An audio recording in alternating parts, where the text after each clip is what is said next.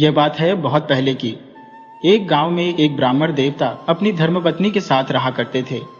उनका एक जवान बेटा था जिसकी शादी भी हो चुकी थी। अब दिक्कत यह थी कि वह ब्राह्मण आंखों से देख नहीं सकते थे, इसलिए रोटी पानी के लिए वह अपने बेटे पर ही पूरी तरह से निर्भर थे। उनका बेटा हर सुबह घर से निकलता और भिक्षा मांगने चला जाता। दिन भर घूमकर जो कुछ भी मिलता वो शाम तक घर ले आता। घर के चारों प्राणी यानी बूढ़े माता पिता, बेटा और बहू मिलकर जो भी आता उसे पेट भरकर खा लेते थे। कुछ दिनों तक तो सब ऐसे ही ठीक ठाक चलता रहा, लेकिन धीरे धीरे ब्राह्मण का जो बेटा था वह अपनी इस गरीबी भरी जिंदगी से बहुत तंग आ चुका था।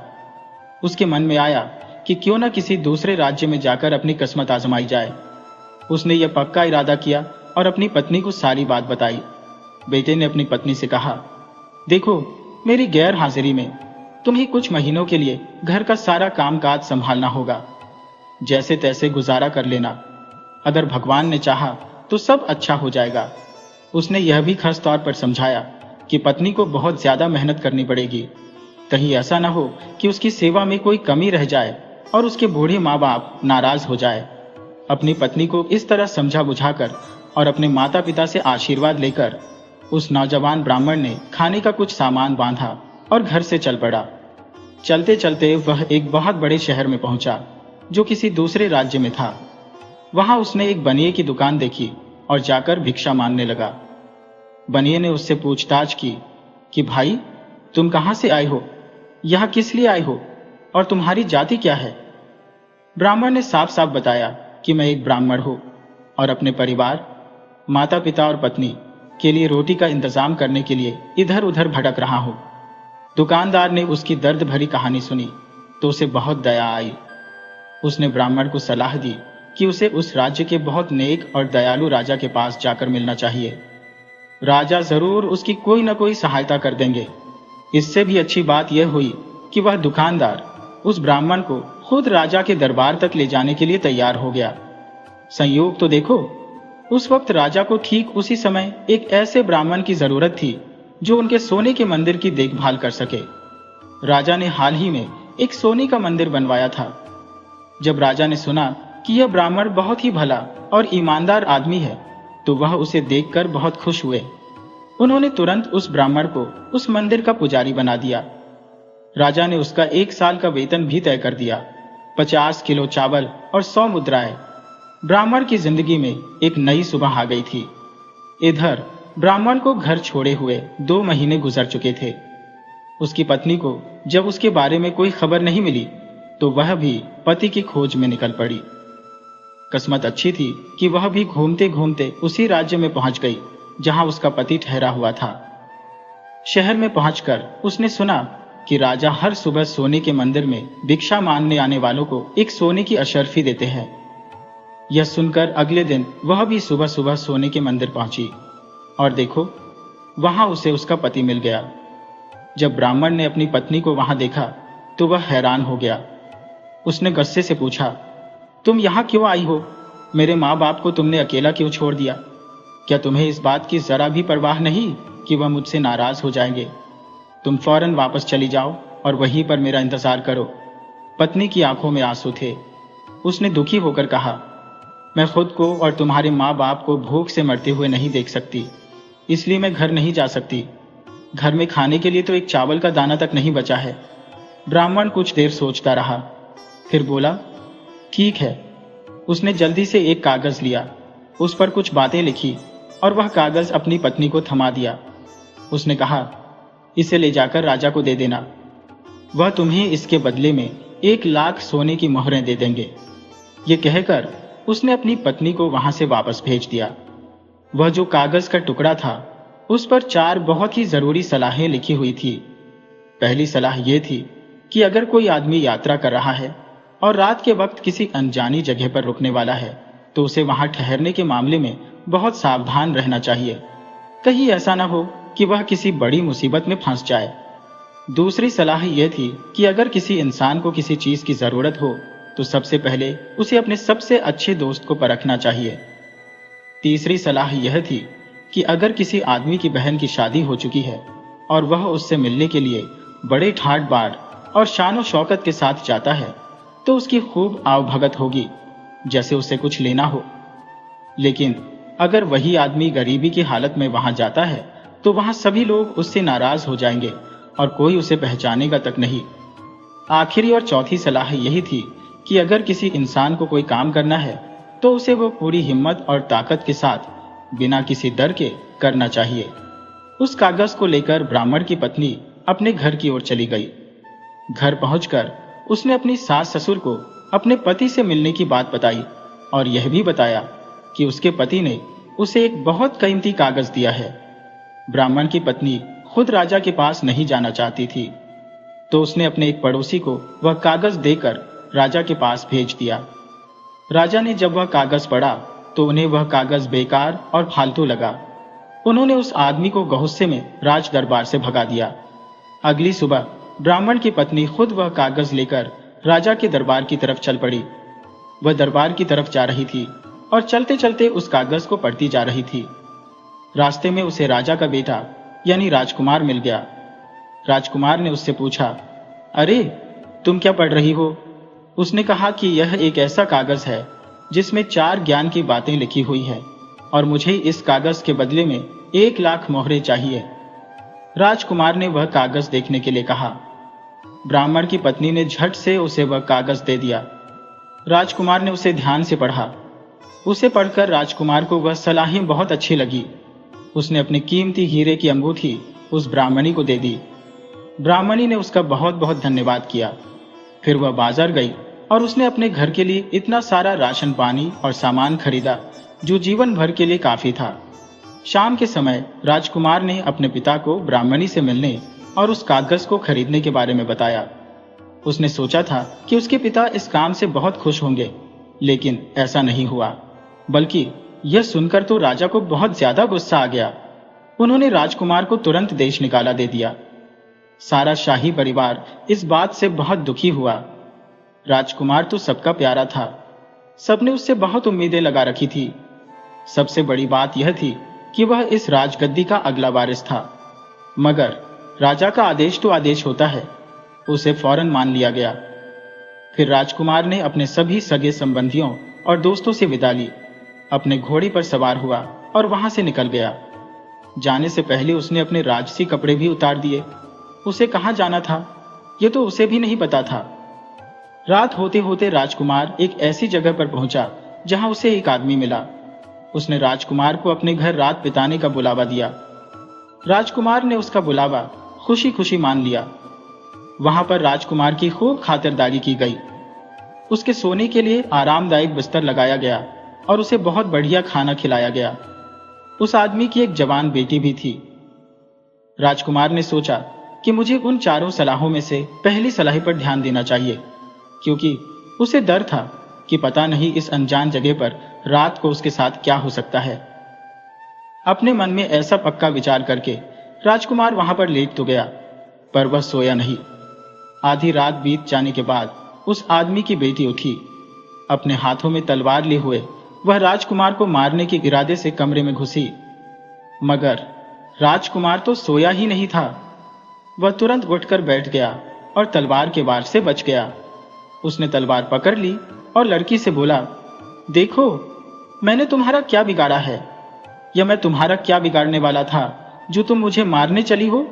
अपनी तलवार को संभाल कर रखो ताकि बाद में तुम्हें कोई परेशानी ना हो, जैसे उस राजा को हुई थी जिसने गलती से अपने तोते को मार दिया था। लड़की ने हैरानी से पूछा, कौन सा राजा और कैसा तोता? राजकुमार बोला, तो यह कहानी सुनो। एक बार की बात है, एक राजा था जिसके पास एक बहुत ही सुंदर तोता था। वह तोता हमेशा राजा के साथ ही रहता था। राजा अपनी रानियों से भी बात करने से पहले उस तोते से बात करता था। एक बार उस तोते ने राजा से 1 महीने की छुट्टी मांगी, क्योंकि वह अपने माता पिता से मिलने के लिए जंगल में जाना चाहता था। राजा ने तोते को छुट्टी दे दी और वह तोता अपने घर चला गया। कुछ दिन बीते। वह अपने माता पिता से मिलने के बाद जब वापस लौट रहा था तो लौटते समय वह एक ऐसे पेड़ की टहनी तोड़ लाया जिसके फल खाने से कोई भी बूढ़ा आदमी जवान हो सकता था। वह टहनी उसने राजा को उपहार में दे दी। उसे शाही बगीचे में लगा दिया गया। कुछ दिनों के बाद वह टहनी बढ़ने लगी।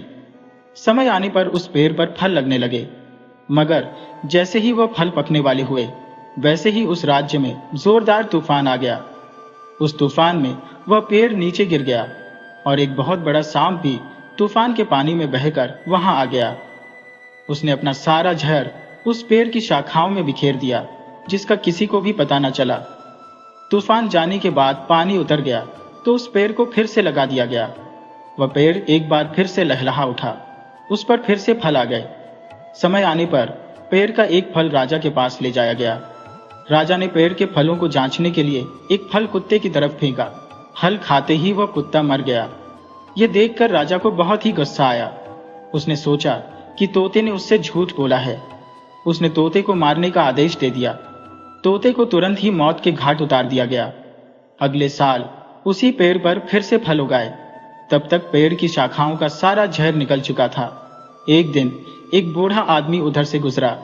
उसे जोरों की भूख लगी थी। उसने पेड़ में से एक फल तोड़कर खा लिया। फल खाते ही वह फिर से जवान हो गया। इस घटना की खबर उड़ते उड़ते राजा तक जा पहुंची, तो राजा ने अपने एक नौकर से उस पेड़ का फल लाने को कहा। वह फल राजा के पास पहुंचा। राजा ने अपने एक बूढ़े मंत्री को फल खिलाया। जैसे ही मंत्री ने वह फल खाया तो वह जवान और ताकतवर हो गया, जैसा कि लोगों ने उसे 50 साल पहले देखा था। राजा ने जब यह देखा तो उसे अपने तोते के लिए बहुत ही दुख हुआ। उसे पछतावा होने लगा कि उसने बेवजह ही अपने वफादार तोते को मरवा दिया। वह तोता उसके लिए इतने अच्छे फल की शाखा लेकर आया था। कहानी सुनाने के बाद राजकुमार बोला, मुझे यकीन है कि तुम मेरे साथ ऐसा नहीं करोगी। लड़की ने जवाब दिया, सच, मैं तुम्हारे साथ ऐसा नहीं करूंगी। जब राजकुमार की बात खत्म हुई तब तक सुबह हो चुकी थी। घर के बाकी सभी लोग जाग चुके थे। इस तरह से उस दिन राजकुमार की जान बच गई। इसके तुरंत बाद ही राजकुमार को वहां से जाना था, मगर मकान के मालिक ने एक बार फिर उससे विनती करके उसे रोक लिया और कहा कि तुम अगले दिन चले जाना। उस दिन राजकुमार फिर से वहीं पर रुक गया। पिछले दिन की ही तरह उस दिन राजकुमार की खूब आवभगत की गई।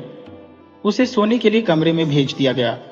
उस रात भी मकान मालिक की बेटी उसकी सेवा के लिए वहां पर आई। राजकुमार अभी तक सोया नहीं था, क्योंकि उसे डर था कि मकान मालिक की बेटी उसके साथ न जाने क्या करे। आधी रात के समय वह लड़की उठी और हाथ में तलवार लिए राजकुमार की तरफ बढ़ी। राजकुमार पहले से ही जाग रहा था।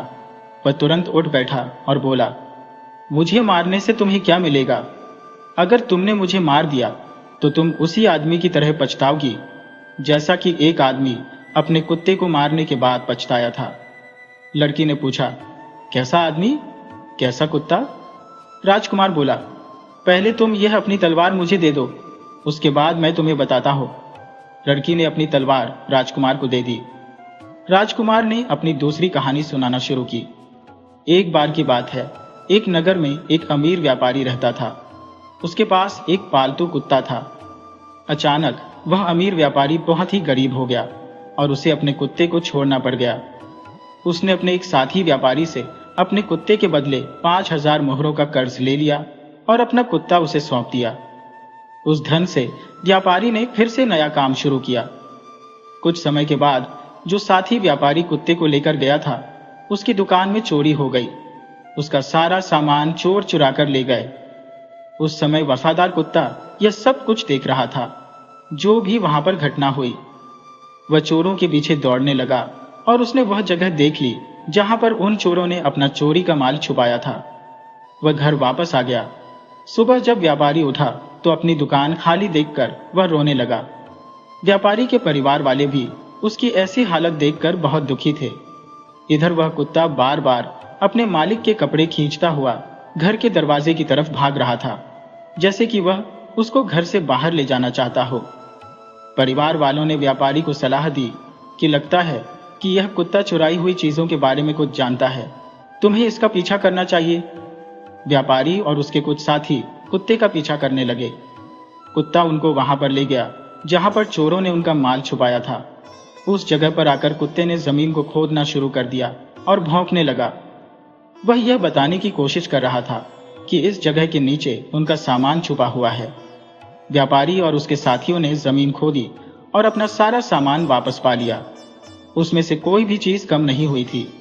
सारा का सारा सामान पहले जैसा ही मिल गया। व्यापारी अपना माल पाकर बहुत ही खुश हुआ। घर वापस आने के बाद उसने एक कागज पर कुत्ते के पुराने मालिक को एक संदेश लिखा, जिसमें लिखा था कि तुम्हारा कुत्ता बहुत ही वफादार है और उसकी वफादारी के बदले में मैं 5,000 मोहरों का कर्ज माफ करता हूं। ये कागज उस आदमी ने कुत्ते के एक कान में बांध दिया और कुत्ते को वापस उसके पुराने मालिक के घर की तरफ भेज दिया। अब कुत्ता अपने पुराने मालिक के घर की तरफ चल दिया। जब पुराने मालिक ने कुत्ते को वापस आते हुए देखा तो उसने सोचा कि लगता है कि मेरा दोस्त अपना पैसा मांग रहा है जो मैंने कुत्ते के बदले में उससे लिया था। अब वह कुत्ता वापस भेजकर मुझसे पैसा चाहता है, मगर मैं उसे पैसे कहां से दूं? अभी तो मेरा नुकसान भी पूरा नहीं हुआ। उसने मन ही मन सोचा, मैं ऐसा करता हूं कि जैसे ही कुत्ता मेरे घर के पास आएगा मैं उसे मार दूंगा और अपने मित्र से कह दूंगा कि किसी और ने इसको मार दिया। इस तरह से मेरा कर्ज खत्म हो जाएगा। न रहेगा कुत्ता, न बचेगा कर्ज। ऐसा सोचकर वह घर के बाहर की तरफ दौड़ा और उसने क्रोध में कुत्ते को मार दिया। कुत्ते के दाएं कान से अचानक एक कागज नीचे गिरा। व्यापारी ने वह कागज उठाया और उसे पढ़ने लगा। सच्चाई जानकर उसे बहुत ही दुख हुआ। उसे अपने निर्दयीपन पर जोरदार पछतावा हुआ। कहानी खत्म करने के बाद राजकुमार बोला, देखो, तुम संभल जाओ। कहीं ऐसा ना हो कि बाद में मेरी जिंदगी की कीमत तुम्हें अपनी जिंदगी देकर चुकानी पड़े। जब राजकुमार की कहानी खत्म हुई तब सुबह होने वाली थी। लड़की बोली, अब मैं क्या करूं? 1 घंटे के बाद तो दिन निकल आएगा। मेरे पिताजी ने मुझसे कहा था कि मैं तुम्हें जरूर मार दूं। अब मैंने तुम्हें नहीं मारा तो वह मुझे मार देंगे। राजकुमार ने पूछा, आखिर तुम मुझे मारना क्यों चाहती हो? तब उस लड़की ने बताया कि हमारा पूरा परिवार एक ठगों का परिवार है। हम इसी तरह से लोगों को अपने जाल में फंसाकर उनको ठगते हैं और ऐसे ही हमारे परिवार का भरण पोषण होता है। पर अब मैं क्या करूं? मेरी जिंदगी अब तुम्हारे हाथ में है। राजकुमार बोला, ठीक है, मुझे इस श्रापित घर से बाहर निकलने का रास्ता बताओ। मेरे साथ बाहर चलो, कोई ना कोई रास्ता जरूर मिल जाएगा और हम यहां से भाग जाएंगे। चलो मेरे साथ। 1 घंटे के बाद जब यह लोग सोकर उठेंगे तब तक तो हम बहुत दूर निकल चुके होंगे। राजकुमार उस लड़की को लेकर घर से बाहर निकल गया और वहां पर बंधे हुए एक घोड़े पर बैठकर दोनों वहां से रवाना हो गए।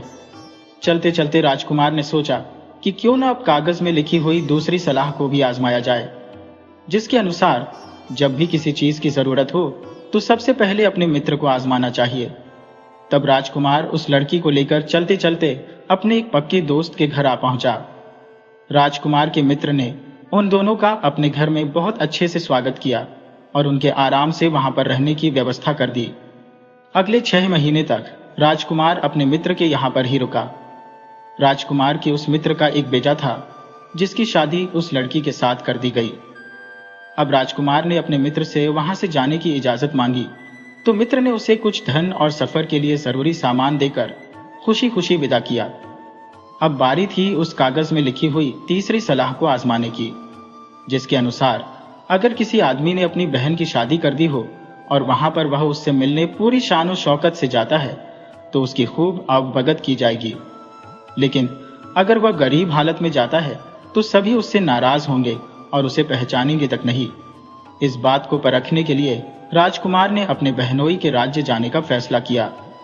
उसने अपना वेश एक जोगी का बनाया और बहनोई के महल के सामने जाकर बैठ गया, जैसे कि वह गहरी तपस्या में लीन हो। उस योगी के आने की खबर जब राजा तक पहुंची तो उसने योगी से मिलने के बारे में सोचा, क्योंकि राजा की पत्नी यानी राजकुमार की बहन की तबीयत बहुत खराब थी। उसके इलाज के लिए कई हकीम और वैद्य बुलाए गए, पर कोई उसे ठीक न कर सका। राजा राजकुमार के बहनोई ने सोचा कि शायद यह पवित्र आदमी उसकी पत्नी को ठीक कर सकता है।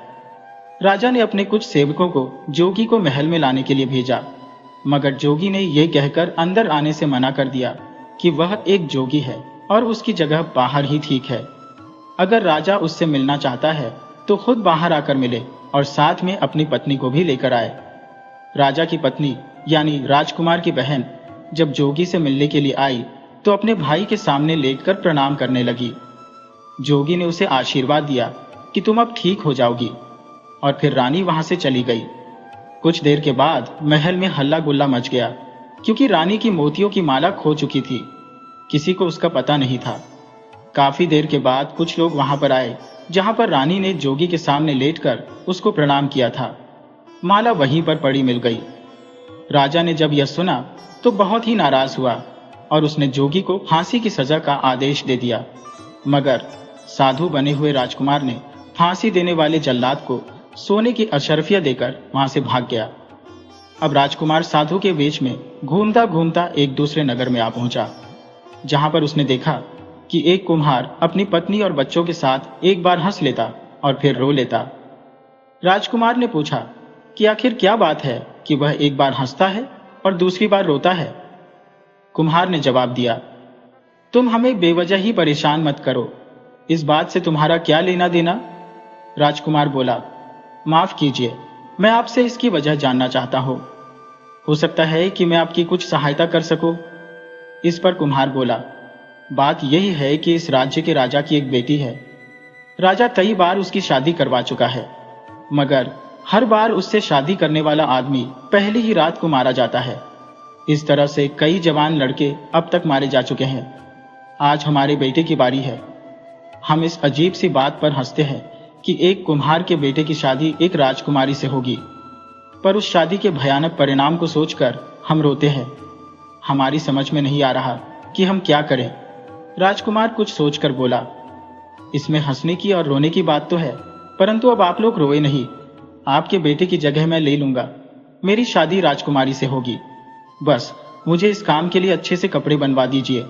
कुम्हार ने राजकुमार के लिए बढ़िया से कपड़े बनवाए और फिर शादी के लिए उसे महल भेज दिया गया। रात के समय जब राजकुमार को राजकुमारी के कमरे में भेजा गया, राजकुमार ने सोचा कि यह तो बहुत ही भयानक घड़ी है। क्या मैं भी दूसरे नौजवानों की तरह मर जाऊंगा? उसने अपनी तलवार कसकर पकड़ी, अपनी मुठ्ठियां भींच ली और कागज में लिखी हुई उस चौथी बात के बारे में सोचा कि जो काम मनुष्य को अपने आप करना पड़ता है, उसे पूरी ताकत और बिना किसी डर के करना चाहिए। तब राजकुमार निश्चय करके अपने बिस्तर पर लेट गया कि वह आज की रात सोएगा नहीं, बल्कि देखेगा कि क्या होता है। वह चारों तरफ देख रहा था कि तभी उसने देखा, आधी रात को एक सांप अचानक उसके बिस्तर की तरफ बढ़ा। उस सांप का इरादा राजकुमार को दसकर मारने का था, जैसे शायद उसने पहले भी कई नौजवानों को मारा होगा। राजकुमार तो पहले से ही तैयार था। उसने अपनी तलवार कसकर पकड़ ली और जैसे ही वह सांप बिस्तर पर आया, राजकुमार ने सांप के 2 टुकड़े कर दिए। इतनी ही देर में राजकुमारी उठकर राजकुमार के पास आई और उसके पैर पकड़कर जोर जोर से रोने लगी और बोली, राजकुमार, तुमने आज मुझे इस कष्ट भरे जीवन से मुक्ति दिला दी। यह सांप कोई साधारण सांप नहीं, बल्कि नागलोक का भयंकर सांप था। यह पिछले कई वर्षों से मेरे पीछे पड़ा हुआ था और जिस भी युवक से मैं विवाह करती थी, ये उसकी हत्या कर देता था। और इसने मुझे धमकी दे रखी थी कि अगर मैंने इसके बारे में अपने पिता या किसी और को बताया तो ये मेरे पूरे परिवार को खत्म कर देगा। इसलिए आज तक मैं इस बात को किसी से न कह सकी, परंतु आज आपने इसको खत्म करके मुझ पर बहुत ही उपकार किया है। जब राजा राजकुमार की खोज खबर लेने के लिए आए तो यह देखकर बहुत ही हैरान हुए कि राजकुमार जिंदा है और उसकी बेटी से बातें कर रहा है। उन्होंने सोचा, अवश्य ही यह नौजवान मेरी बेटी को खुश रख सकता है। वह कमरे में आए। उन्होंने राजकुमार से पूछा, तुम कौन हो? राजकुमार बोला, मैं चंद्रपुर के राजा का बेटा हूं।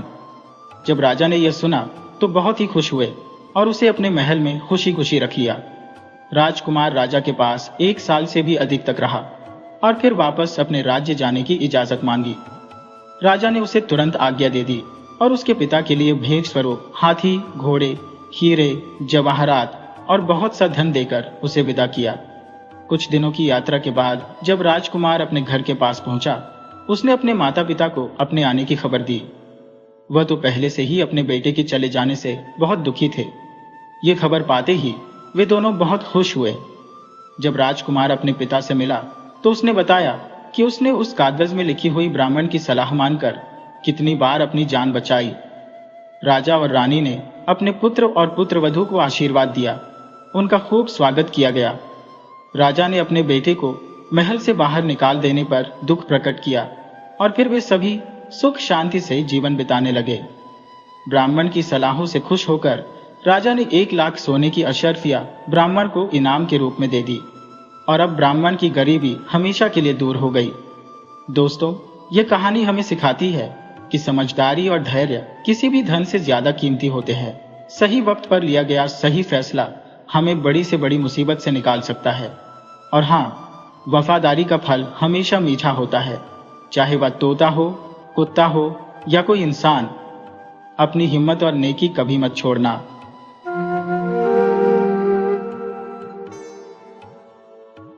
बहुत पुराने जमाने की बात है। एक गांव में रामू नाम का एक सीधा साधा लकड़हारा रहता था। बेचारा बहुत मेहनती था। सुबह से शाम तक जंगल में लकड़ियां काटता और उसी से अपना और अपने प्यारे से बेटे सुंदर का पेट पालता था।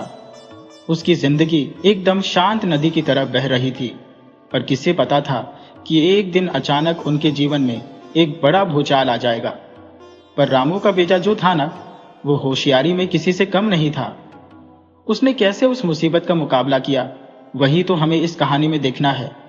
रामू का रोज का काम था जंगल से लकड़ियों का गट्ठर बनाना और राजा के महल तक पहुंचाना। जो भी पैसा उसे वहां से मिलता, उसी से वह अपनी और अपने नन्हे से सुंदर की गुजर बसर करता था।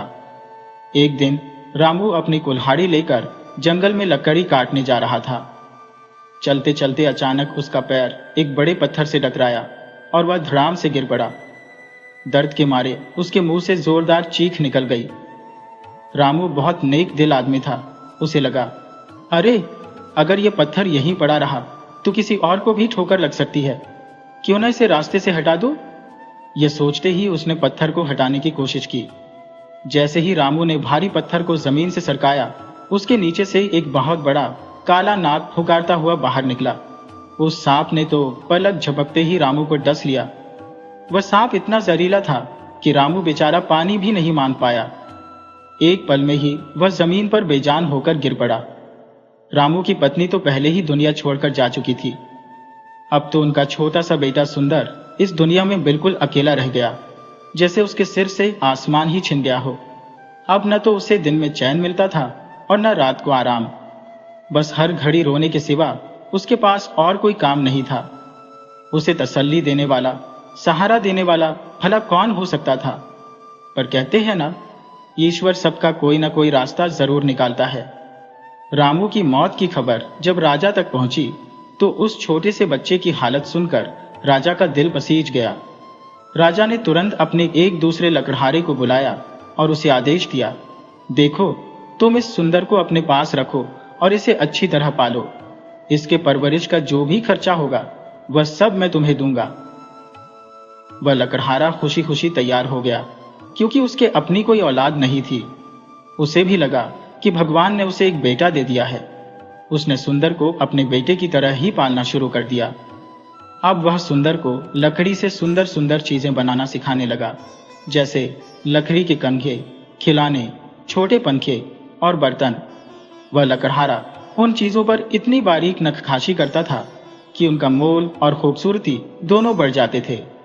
छोटा सुंदर उस लकड़हारे के घर बड़े आराम से रहने लगा और जल्दी ही उसी को अपना पिता मानने लगा। इसी लकड़हारे के पड़ोस में एक कुम्हार रहता था। उसकी एक बहुत ही सुंदर बेटी थी जिसका नाम था कमला। दोनों बच्चे एक साथ खेलते थे, एक साथ घूमते थे। उनकी दोस्ती बहुत गहरी थी। एक दिन छोटी सी कमला कुएं पर पानी भरने गई थी। जल्दबाजी में उसके हाथ से रस्सी छूट गई और कुएं में जा गिरी। यह देखकर वह जोर जोर से रोने लगी। हाय, अब क्या होगा? मेरी माँ तो मुझे बहुत मारेगी। इतने में सुंदर वहां टहलता हुआ आ पहुंचा। उसने कमला को रोते देखा तो पूछा, कमला, क्या हुआ? तुम रो क्यों रही हो? कमला ने आंसू पोंछते हुए कहा, सुंदर, मेरी रस्सी कुएं में गिर गई है। अब माँ सच में बहुत मारेगी। सुंदर को शरारत सूझी। वह मुस्कुराया और बोला, अरे, ये तो बहुत अच्छी बात है। तुम्हें तो मार लगनी ही चाहिए। कमला को लगा कि सुंदर उसकी मदद कर सकता है। उसने मासूमियत से पूछा, सुंदर, क्या तुम मेरी रस्सी निकाल सकते हो? सुंदर ने एक चुटकी बजाई और बोला, हाँ, एक शर्त पर निकाल सकता हूं। कमला ने झट से पूछा, कैसी शर्त? सुंदर ने कहा, तुम वादा करो कि तुम मेरे साथ शादी करोगी। कमला तो भोली भाली थी, उसे क्या पता था कि शादी क्या होती है। उसने सोचा यह भी गुड्डे गुड़ियों के खेल जैसा कोई खेल होगा। उसने तुरंत हाँ कह दी। हाँ हाँ, जरूर कर लूंगी। सुंदर ने फौरन अपनी पगड़ी उतारी और कुएं में लटका दी, पर पगड़ी छोटी थी, पानी तक नहीं पहुंची। अब क्या किया जाए? सुंदर ने पगड़ी बाहर निकाली। फिर उसने कमला के दुपट्टे का एक सिरा पगड़ी से मजबूती से बांधा और उसके दूसरे सिरे पर कुछ कांटे बांध दिए। फिर उसने धीरे से उसे कुएं में लटकाया। रस्सी कांटों में उलझ गई और सुंदर ने बड़ी सावधानी से उसे ऊपर खींच लिया। कमला अपनी रस्सी पाकर खुशी से उछल पड़ी और रस्सी लेकर घर की तरफ भागने लगी।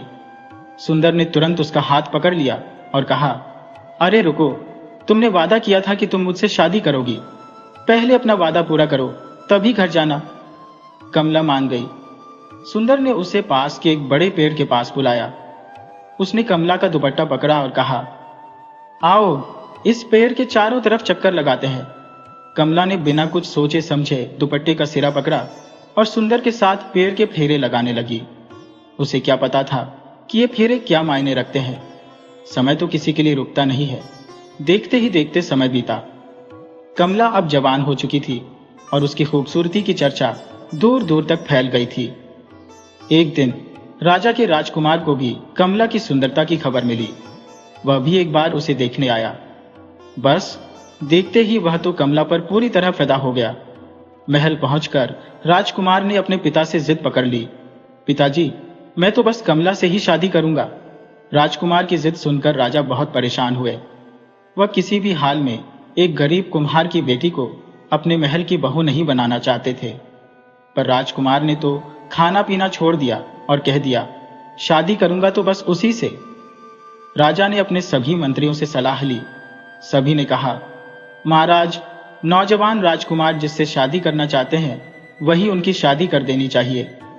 बहुत सोच विचार के बाद राजा ने आखिरकार कुम्हार की बेटी से अपने बेटे की शादी कराने का फैसला ले लिया। उन्होंने कुम्हार के घर शादी का संदेशा भिजवाया। जब कमला के पिता को यह खुशखबरी मिली तो उनकी खुशी का ठिकाना न रहा। कमला अब एक बहुत ही सुशील और समझदार लड़की बन चुकी थी। उसने भी इस बात पर खामोशी से अपनी रजामंदी दे दी। अगर कोई इस बात से सबसे ज्यादा दुखी था तो वह था सुंदर। वह अकेले में बैठकर आंसू बहाता रहता था। जल्दी ही दोनों तरफ शादी की तैयारियां शुरू हो गईं। गांव के लोग कुम्हार की किस्मत देखकर ईर्ष्या कर रहे थे। उस जमाने में यह रिवाज था कि शादी से पहले पंडित को लड़की का हाथ या जन्मपत्री दिखाई जाती थी, ताकि वह यह बता सके कि दुल्हन दूल्हे के लिए शुभ है या नहीं। राजा ने भी एक बहुत ही विद्वान पंडित को कमला की जन्मपत्री देखने के लिए उसके घर भेजा, ताकि वह शादी की तारीख भी पक्की कर सके। कमला तैयार होकर पंडित के सामने बैठ गई। पंडित ने उसका हाथ देखने के लिए पकड़ा, मगर तुरंत ही चौंक कर छोड़ दिया। पंडित ने आश्चर्य से कहा, अरे, इस लड़की की शादी तो पहले ही हो चुकी है। यह सुनकर तो कमला और उसके माता पिता पर जैसे आसमान से बिजली गिर पड़ी। कमला के पिता लड़खड़ाते हुए आगे बढ़े और गिड़गिड़ाकर बोले, पंडित जी, हमें यूं बर्बाद मत कीजिए। आपके हिसाब किताब में जरूर कोई गलती हुई है। मेरी बेटी तो अभी तक कुंवारी है। आप फिर से इसका हाथ देखिए। पंडित ने सिर हिलाते हुए कहा, मुझे कोई धोखा नहीं हो सकता। तुम लोग तो राजा के बेटे से एक शादीशुदा लड़की की शादी करवा रहे हो।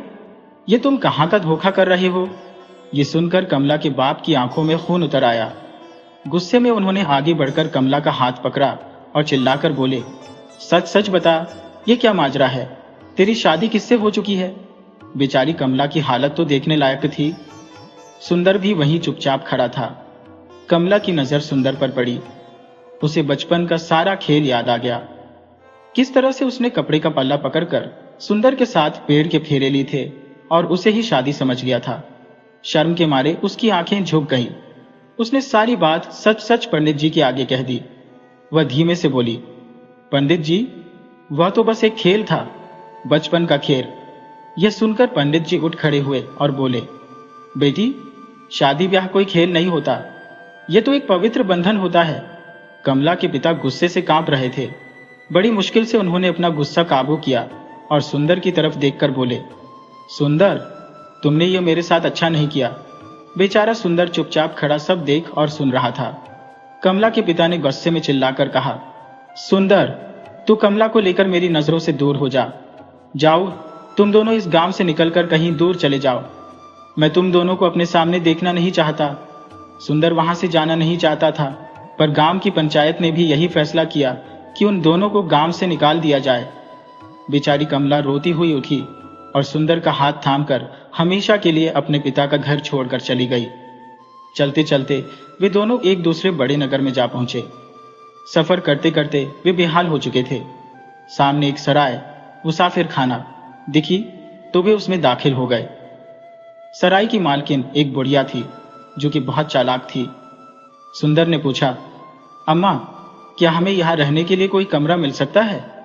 बुढ़िया तुरंत बोली, कमरा क्यों नहीं मिलेगा, पर अपने खाने पीने और किराए का पैसा देना पड़ेगा। जितने दिन चाहो रहो। सुंदर ने दुखी होकर कहा, अम्मा, अभी मेरे पास पैसे तो नहीं है, मगर मैं यहाँ काम करके जो कुछ भी कमाऊंगा उससे तुम्हारा हिसाब चुकाता रहूंगा। बुढ़िया ने तिरछी नजर से देखकर पूछा, तुम क्या काम करते हो? सुंदर बोला, मैं लकड़ी का सामान बनाता हूँ और उस पर नक्काशी करके बेचता हूँ। बुढ़िया कुछ देर सोचती रही और फिर बोली, ठीक है, तुम जो कुछ भी बनाओगे वह तुम मुझे दे देना। मैं उसे बाजार में बेचकर पैसे अपने पास रख लिया करूंगी और जो कुछ बचेगा वो तुम्हें दे दूंगी। सुंदर को तो उस समय सर छिपाने के लिए बस एक ठिकाना चाहिए था। उसने राजी होते हुए कहा, मुझे मंजूर है। बुढ़िया ने उन्हें एक छोटी सी कोठरी रहने के लिए दे दी। दोनों पति पत्नी उसी में रहने लगे। सुंदर ने तुरंत काम शुरू कर दिया। वह हर रोज लकड़ी का बेहतरीन सामान बनाता, उस पर खूबसूरत नक्काशी करता और बुढ़िया को दे देता। बुढ़िया उन चीजों को बाजार में बेचती और सारे पैसे खुद ही रख लेती। जब सुंदर पूछता कि अम्मा, मेरी चीज कितने में बिकी, तो बुढ़िया हमेशा कहती, जो कुछ भी मिला वह तुम्हारे हिसाब में पूरा हो गया। ये सुनकर बेचारा सुंदर खामोश हो जाता। एक दिन कमला ने परेशान होकर सुंदर से कहा, हमारे बदन के कपड़े फटकर चिथड़े बन चुके हैं और एक पैसा भी नहीं बचता कि नए कपड़े खरीद सके। ऐसे तो गुजारा नहीं चलेगा। अगर यहाँ काम नहीं चल रहा तो चलो किसी दूसरे गांव में जाकर किस्मत आजमाते हैं। सुंदर और कमला ने वहां से जाने की तैयारी कर ली। यह देखकर बुढ़िया घबरा गई। उसने सोचा कि आमदनी का जरिया तो खत्म हो जाएगा। अब वह किसी भी हाल में उन्हें रोकना चाहती थी। बुढ़िया ने अकेले में कमला को बहलाने की कोशिश की और बोली, बेटी, लकड़ी के काम के दाम तो हर नगर में यही मिलेंगे। अगर तुम्हें ज्यादा पैसा कमाना है तो अपने पति से कहो कि वह जंगल से संदल की लकड़ी लाए और फिर उस लकड़ी का सामान बनाए। संदल का सामान तो बहुत महंगा बिकता है। सुंदर और कमला ने आपस में सलाह मशवरा किया। काफी देर सोचने के बाद उन्होंने फैसला किया कि दूसरे नगर में जाकर तकलीफें उठाना बेकार है। अगर वहां भी यही दाम मिले तो कुछ नहीं बनेगा। इससे अच्छा है कि हम यहीं रहकर संदल की लकड़ियों का सामान बनाकर बेचें। यह तय करने के बाद सुंदर ने बुढ़िया से पूछा, अम्मा, संदल की लकड़ी कहाँ मिलेगी? बुढ़िया ने बताया, इस नगर के पश्चिम में एक बहुत घना जंगल है, उसी में संदल के पेड़ लगे हैं, तुम वहां से ले आओ। सुंदर ने कहा, ठीक है, मैं कल ही लकड़ी लेने के लिए निकल जाऊंगा। मेरी गैर हाजिरी में आप कमला का ख्याल रखना। अगले दिन सुबह होते ही सुंदर जंगल की तरफ चल दिया। जंगल का सामने का हिस्सा तो बहुत हरा भरा और खूबसूरत था, मगर जैसे जैसे सुंदर उसके अंदर दाखिल होता गया, जंगल बहुत ज्यादा घना और अंधेरा होता जा रहा था। सुंदर अपनी कुल्हाड़ी लिए हुए चलते चलते बहुत दूर निकल गया, पर यह जंगल तो खत्म होने का नाम ही नहीं ले रहा था। वह डरता हुआ आगे बढ़ता चला जा रहा था। तभी उसने देखा कि सामने पानी का एक जौहड़ छोटा तालाब है और उसके आसपास बड़े बड़े पेड़ों का झुंड है। सुंदर यह देखकर परेशान हुआ कि उस बुढ़िया ने तो मुझे यूं ही मुसीबत में डाल दिया। तभी अचानक उसे एक पेड़ के नीचे एक साधु बैठा हुआ दिखाई दिया। सुंदर ने विनम्रता से साधु के पैर छुए और उनके पास बैठ गया। साधु ने पूछा, बेटा, तुम अकेले इस जंगल में कैसे आ गए? सुंदर ने कहा, मुझे संदल की लकड़ी चाहिए बाबा। साधु ने बताया, संदल की लकड़ी का जंगल यहाँ से बहुत दूर है और वहां बहुत जंगली जानवर भी होते हैं। अगर तुम में हिम्मत है तो अपने दाएं हाथ की तरफ सीधे चलते जाना। ये सुनकर सुंदर थोड़ा परेशान हुआ, पर फिर उसने सोचा कि इतनी दूर अगर मैं आ ही चुका हूं तो खाली हाथ वापस क्यों जाऊं। जिस तरफ साधु ने बताया था वह उसी तरफ चल दिया। कई दिनों का सफर तय करने के बाद आखिरकार वह संदल के जंगल में जा पहुंचा। सुंदर ने बहुत सारी संदल की महंगी लकड़ियां काटी। उसने वहीं से घास फूस का एक बड़ा सा गट्ठर बनाकर उन्हें बांधा और फिर उन्हें अपने कंधों पर उठाकर वापस चल दिया। अकेला आदमी इतना सारा बोझ कैसे उठा सकता था। वह थोड़ी दूर चलता और फिर लकड़ियों का गट्ठर जमीन पर रख देता। इस तरह से चलते चलते उसे 3-4 दिन लग गए। तभी एक दिन की बात है, वह एक झील के किनारे लकड़ियों का गट्ठर रखकर बैठा था कि अचानक उसे जंगल में से किसी औरत के चीखने की आवाज सुनाई दी। वह अपनी लकड़ियां छोड़कर कुल्हाड़ी हाथ में उठाए हुए उसी तरफ भागा जहां से चीखने की आवाज आ रही थी। थोड़ी ही दूर पहुंचा था कि उसने देखा एक शेर ने एक गाय को पकड़ रखा है और उसका काम तमाम करने वाला है। सुंदर ने आंख देखा नताब और कुल्हाड़ी से शेर पर हमला कर दिया। शेर ने गाय को छोड़ा और खतरनाक तरीके से सुंदर की तरफ झपटा। सुंदर ने अपना पूरा जोर लगाकर शेर पर पलटवार किया। उसकी कुल्हाड़ी के 2-3 वार से ही शेर ठंडा हो गया, लेकिन शेर से लड़ने में सुंदर को भी कई झकम आ गए। बहुत ज्यादा खून बह जाने की वजह से वह वहीं गिरकर बेहोश हो गया। जब सुंदर को होश आया तो उसने देखा कि वह एक झोपड़ी में पड़ा हुआ है। उसके नजदीक ही एक बूढ़ी औरत बैठी थी जो उसे फिक्र भरी नजरों से देख रही थी। सुंदर ने कराहते हुए पूछा, तुम कौन हो? बूढ़ी औरत ने कहा, मेरा पति भी लकड़हारा था पर अब वह मर चुका है। मैं यहाँ अकेली रहती हूँ। साल भर जंगल में जड़ी बूटियां जमा करके हर साल उन्हें नगर में बेच आती हूँ। उसी से मैं अपना पेट पाल लेती हूँ। सुंदर ने पूछा, मैं यहाँ कैसे आया? बूढ़ी औरत ने बताया, मेरी गाय पर शेर ने हमला कर दिया था तो मैंने जोर से शोर मचाया। तुम वहीं कहीं आसपास थे। मेरी आवाज सुनकर तुम आ गए और तुमने शेर को मारकर मेरी गाय को बचा लिया। शेर से लड़ने में तुम जख्मी हो गए और वहीं गिर पड़े थे। मैं तुम्हें उठाकर अपनी झोपड़ी में ले आई। सुंदर उठने की कोशिश करने लगा तो बूढ़ी औरत ने उसे रोक दिया और कहा, तुम्हारे शरीर से बहुत खून निकल चुका है। तुम्हें अब हिलना डुलना नहीं चाहिए। मैंने तुम्हारे जख्मों पर जंगलों की जड़ी बूटियां पीस कर लगा दी है। उम्मीद है कि तुम जल्दी ठीक हो जाओगे। सुंदर वहां काफी समय तक बीमार पड़ा रहा और बूढ़ी औरत प्यार से उसकी देखभाल करती रही। इधर सुंदर के चले जाने की वजह से उसकी पत्नी कमला बहुत परेशान थी।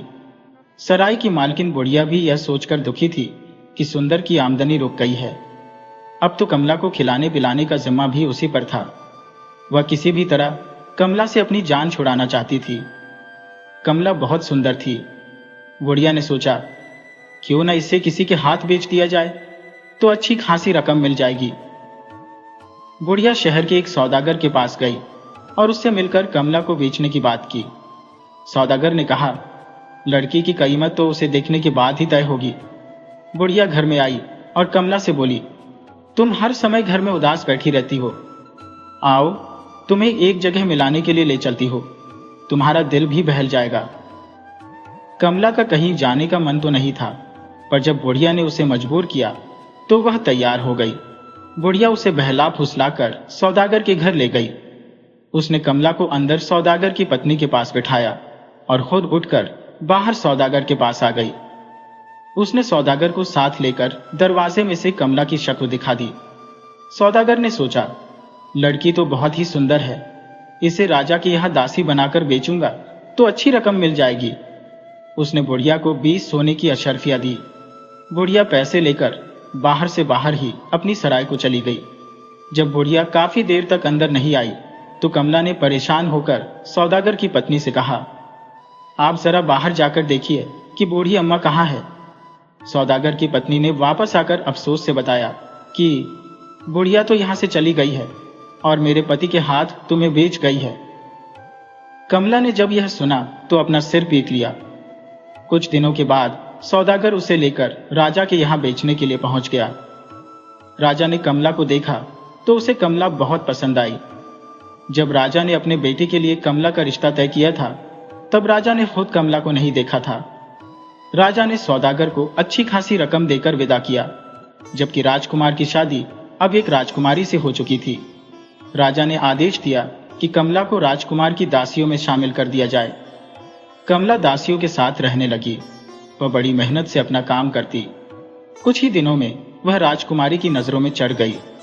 राजकुमारी जब भी कमला को उदास देखती तो अक्सर पूछती कि तुम्हें किस बात का दुख है, मगर कमला हमेशा इस बात को टाल देती थी। दूसरी तरफ सुंदर अब ठीक हो चुका था। उसने बूढ़ी औरत का बहुत धन्यवाद किया और फिर संदल की लकड़ी का गट्ठा उठाकर अपने सफर पर रवाना हो गया। इतने समय के बाद जब वह सराय में पहुंचा तो क्या देखा कि कमला वहां से गायब है। उसने बुढ़िया से पूछा, अम्मा, कमला कहाँ है? बुढ़िया ने झूठ बोला, मैं क्या जानूं वह कहाँ है। तुम्हारे जाने के बाद मैंने उसे बहुत प्यार से रखा था, लेकिन एक दिन अचानक वह उठकर यहां से चली गई।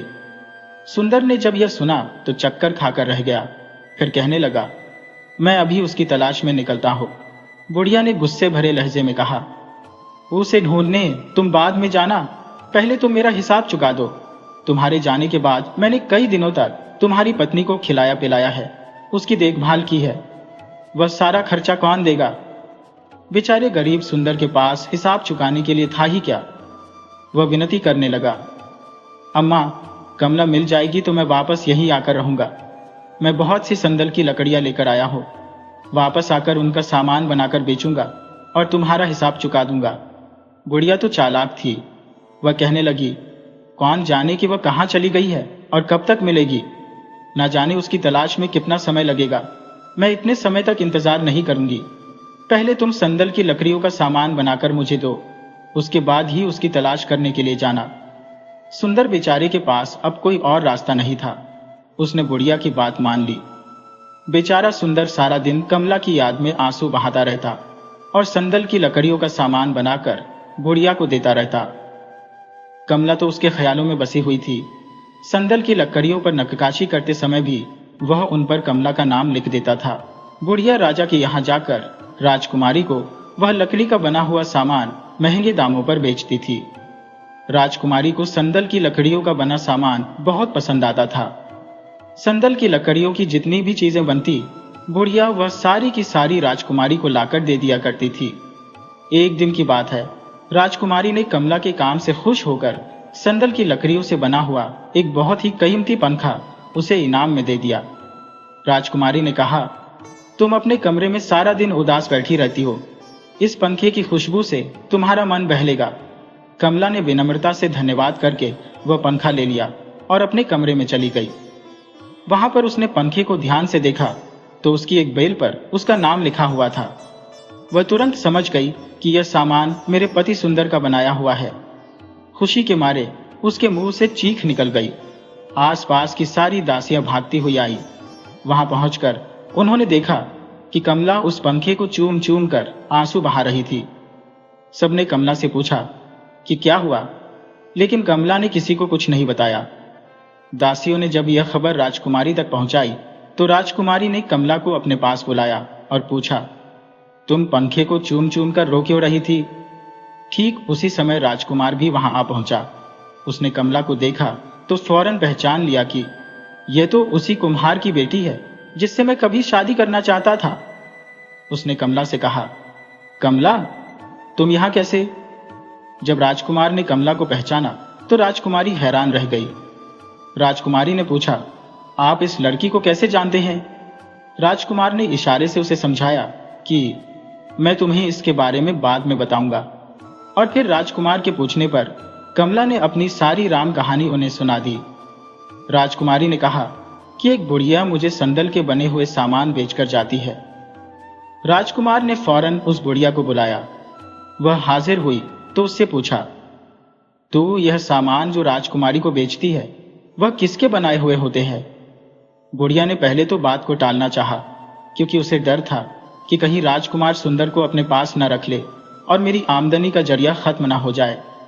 लेकिन जब राजकुमार ने उसे डराया धमकाया तो उसने सब कुछ बता दिया कि मेरी सराय में सुंदर नाम का एक आदमी ठहरा हुआ है, वही मुझे यह सामान बनाकर देता है। ये पंखा भी उसी ने बनाकर दिया था।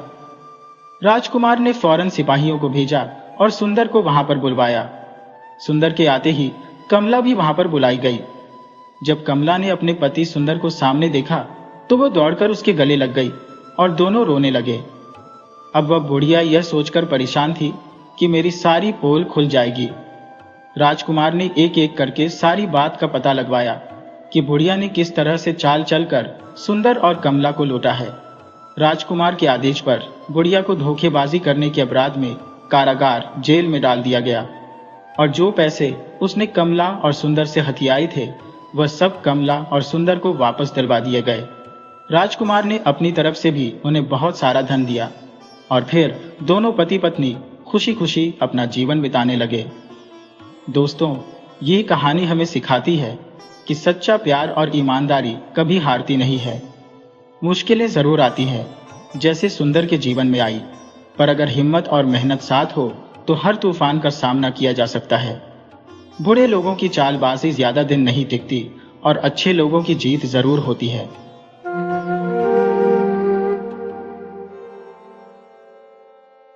बहुत समय पहले की बात है।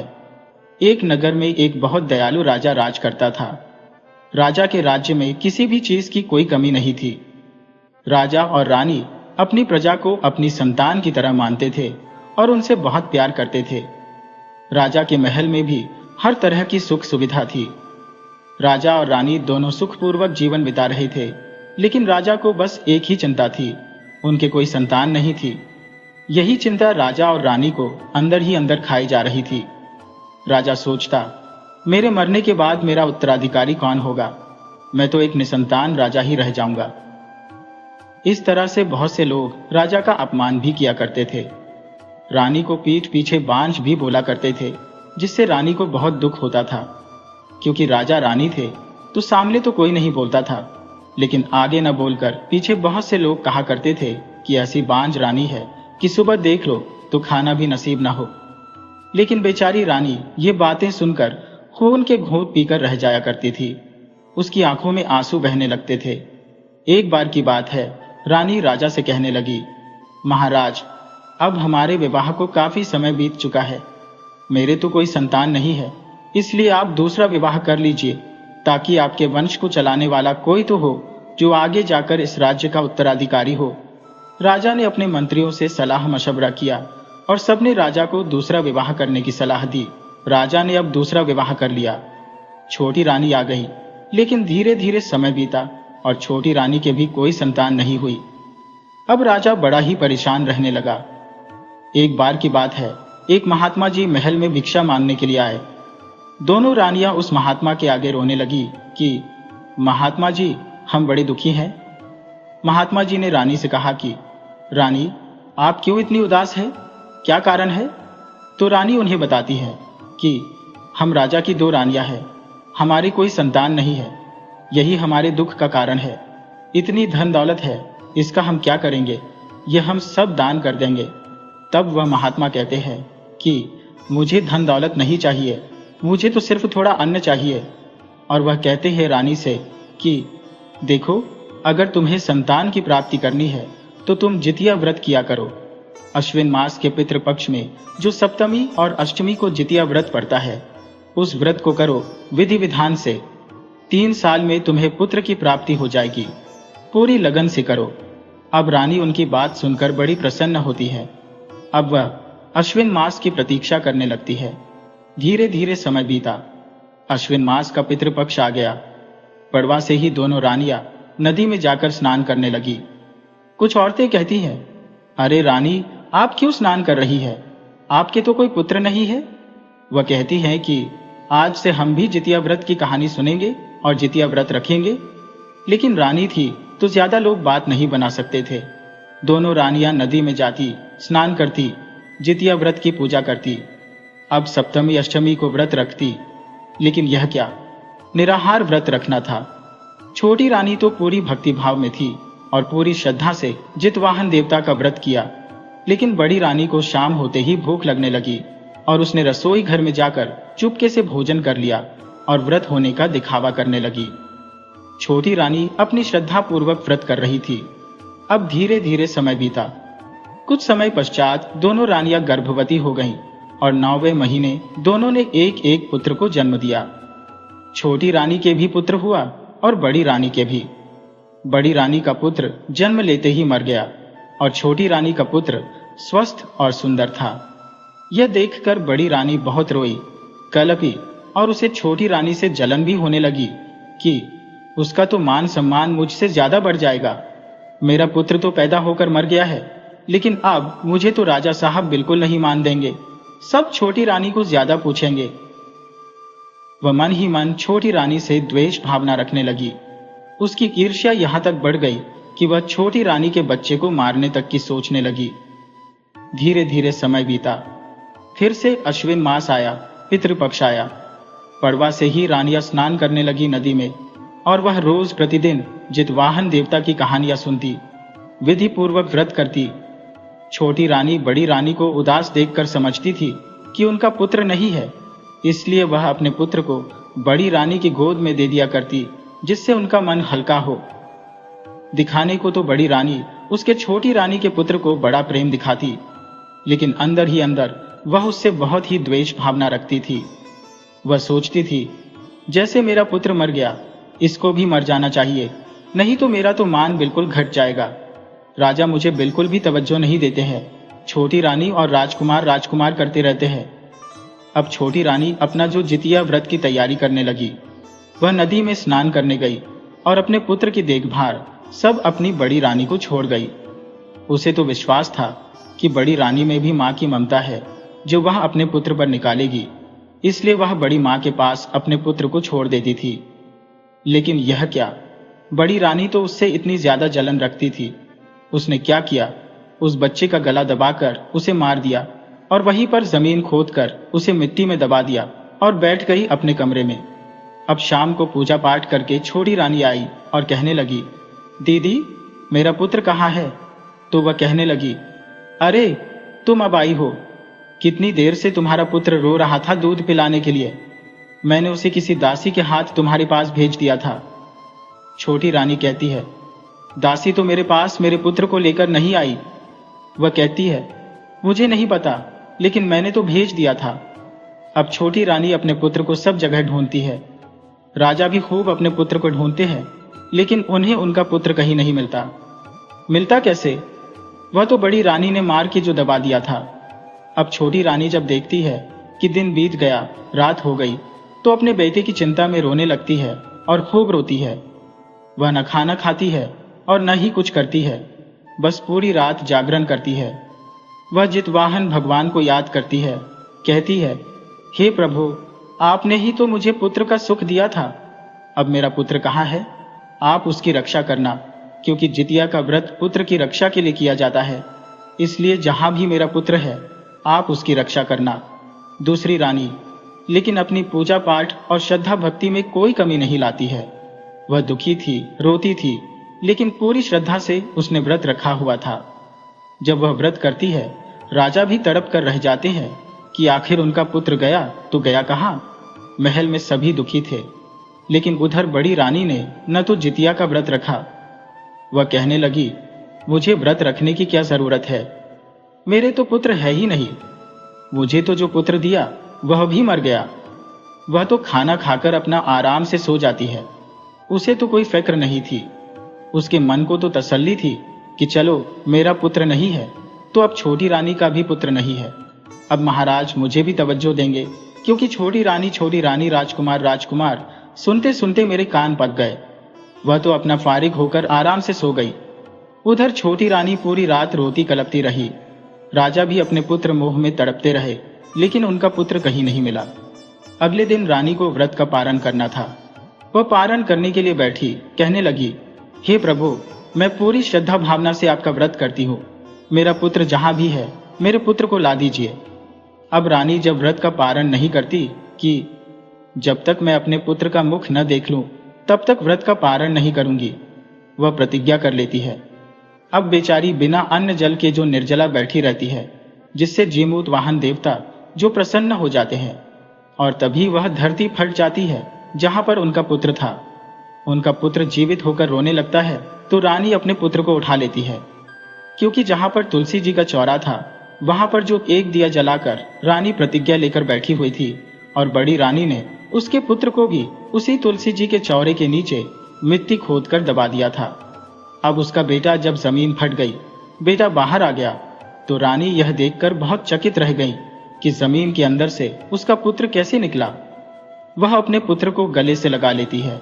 राजा भी आते हैं और सोचते हैं कि आखिर यह कैसे हुआ। रानी की करतूत खुल जाती है। बड़ी रानी को तुरंत बुलाया जाता है तो देखा जाता है कि छोटे पुत्र के गले पर जो दबाने का निशान था, यानी राजा समझ जाते हैं तुरंत पूरा मामला कि बड़ी रानी ने इसे गला दबाकर मार दिया और कह दिया कि दासी लेकर गई है। बड़ी रानी तुरंत हाजिर होती है और छोटी रानी के पुत्र को देखकर एकदम सकपका जाती है। राजा उससे कहते हैं कि सच सच बताओ, नहीं तो तुम्हें फांसी की सजा दी जाएगी। अब बड़ी रानी जो सारा सच उगल देती है कि उसने ही जलन में आकर जो छोटी रानी के पुत्र को मारा है। अब राजा को बहुत क्रोध आता है। राजा उसे फांसी की सजा तो नहीं देते, लेकिन कहते हैं कि तुझे भी तिल तिल मरना पड़ेगा। तुझे भी इस तड़प का अंदाजा होना चाहिए कि एक माँ अपने पुत्र के लिए कैसे तड़पती है, कैसे रानी दिन रात रोई है अपने पुत्र के लिए, कैसे तड़पी है। उसकी सच्ची श्रद्धा थी तो भगवान ने उसको पुत्र दिया है। तुम अपने पुत्र के लिए भी व्रत नहीं रख पाई, अपने व्रत को खंडित किया, चुपके से खाना खाया। तुम्हारा पुत्र मरा पैदा हुआ तो इसमें छोटी रानी का क्या दोष है। अपनी सच्ची श्रद्धा हो और भावना सच्ची हो तो भगवान भी जरूर सुनते हैं। अब राजा के अड़ोस पड़ोस की जो जनता थी सब इकट्ठी हो जाती है। सब कहते हैं ये तो बड़ी दुष्ट रानी है, इसको तो देश निकाला देना चाहिए। अब राजा पूरे नगर में जिंदोरा पिटवा देते हैं कि इस रानी को न तो कोई अन्न देगा और न ही कोई जल देगा। रानी को राज्य के नगर से निकाल दिया जाता है। रानी दर दर भटकने लगती है, अपने मायके जाती है, लेकिन मायके में भी रानी को कोई शरण नहीं देता। उसकी काली करतूतों के बारे में उसके मायके में भी पता चल जाता है, इसलिए रानी को मायके से भी दुत्कार दिया जाता है। अब रानी दर दर भटकने लगी। भिखारियों जैसी हालत उसकी हो गई थी। अब वह तड़पने लगी कि उसने ऐसा पाप क्यों किया। अब वह भूखी प्यासी इधर उधर भटकती है। पागलों जैसी उसकी हालत हो जाती है। अब वह भीख मान मान कर गुजारा करने लगी। किसी को तरस आ गया तो कोई उसे खाने को दे देता, नहीं तो भूखी पड़ी रहती। ऐसी रानी को अपने कर्मों की सजा मिलती है।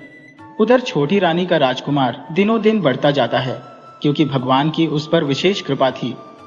अब रानी, राजा और राजकुमार सुखपूर्वक अपना जीवन बिताते हैं, लेकिन छोटी रानी को बहुत कष्ट होता है।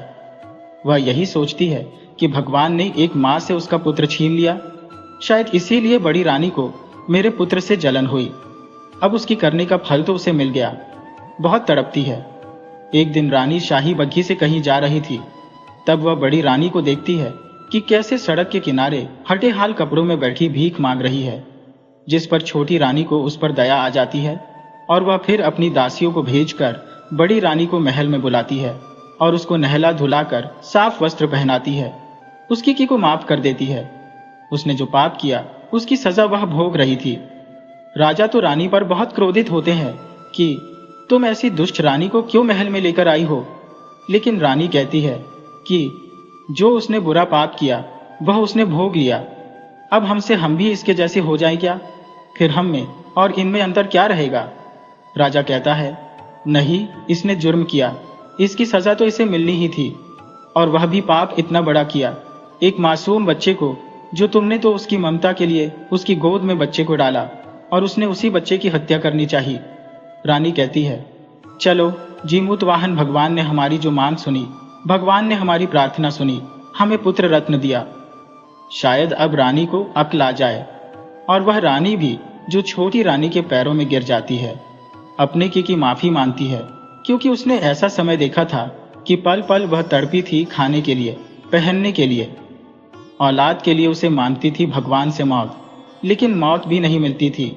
रानी उसे माफ कर देती है। फिर से अश्विन मास आता है। रानी अश्विन मास का व्रत रखती है।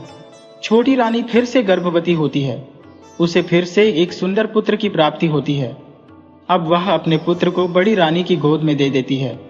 बड़ी रानी की ममता जाग उठती है। वह उसे अपने बेटे की तरह प्रेम करती है। अब वह भी जो जितिया व्रत का व्रत करती है बड़ी रानी, और उससे कहती है कि वह भी व्रत करेगी। कोई नहीं, कोख से न सही, लेकिन है तो यह भी राजा का अंश है, तो वह भी बड़ी माँ। इसलिए वह उसके लिए व्रत करती है। अब दोनों रानियां हर साल अपने पुत्रों की लंबी आयु के लिए व्रत करती है। अगर आपको यह कहानी पसंद आई हो तो कृपया हमारे चैनल को सब्सक्राइब करें, वीडियो को लाइक करें और इसे शेयर भी जरूर करें। हमें कमेंट्स में बताएं कि आपको यह कहानी कैसी लगी। राधे राधे।